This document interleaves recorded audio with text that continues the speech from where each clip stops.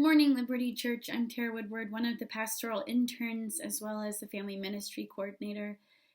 Let's begin this morning with just a few moments of silence before we start engaging with the prayer of confession, which you can find on page 40 of the liturgy, the Lent prayer book.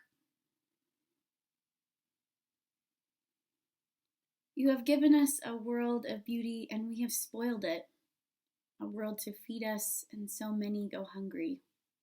A world of riches, and we are unwilling to share. A world to care for, and we only think of ourselves. Forgive us, gracious God, for those times your heart is saddened by our selfishness. For those times when we have no thought for others, no cares but ours. Enable us to see this world anew, as a gift from you to be shared and nurtured, and those who live upon it to be loved and cared for. We ask this, that your name may be glorified through the beauty of this world and the service of our lives. Amen.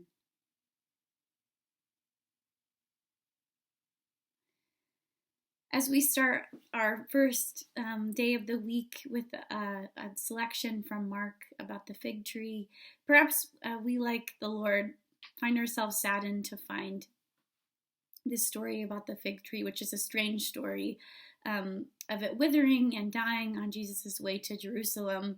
And maybe perhaps part of you feels a bit of compassion towards the tree, thinking, what did it do to deserve that sort of condemnation? And I think today's particular practice invites us to think about how creation also responds to the sins of the world and to the brokenness that we encounter, whether that's perhaps not blooming as it should or in a season that it should, or perhaps in some strange way offering a comfort to us during a time of crisis, when often the only thing in the world that seems to be moving forward is creation itself.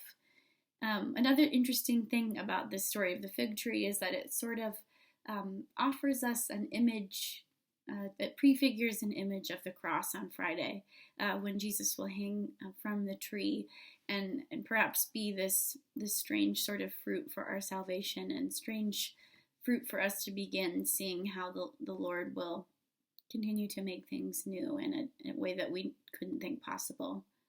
Let's begin by reading this selection from Mark 11:12 through 19. The next day, as they were leaving Bethany, Jesus was hungry. Seeing in the distance a fig tree and leaf, he went to see whether perhaps he would find anything on it. When he came to it, he found nothing but leaves, for it was not the season for figs.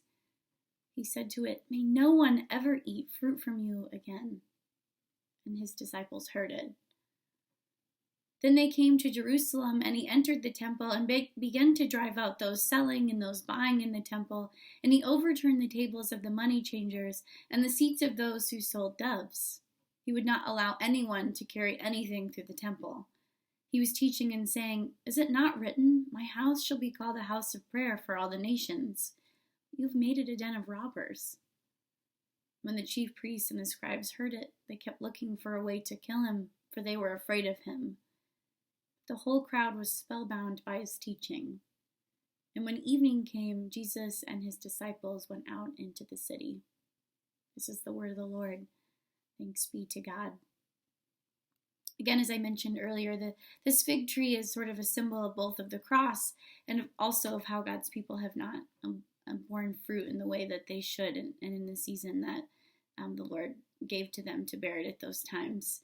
And as you sort of encounter this week, I invite you to look outside and to both notice the ways in which creation is responding, and perhaps in an interesting way, as we are stuck housebound into our apartments or homes, that we notice perhaps creation is blooming in a way that does so without our intervention as a comfort, but also perhaps that you also notice ways in which creation responds to the pain of the world through waste or destruction, or even perhaps the pollution that you might encounter in the city. And I would just invite you to sort of offer all of those things up and to notice the ways in which the Lord has given us the good gifts of his world, both for our comfort, but also to mourn the ways in which that we have not enjoyed those gifts. Thanks.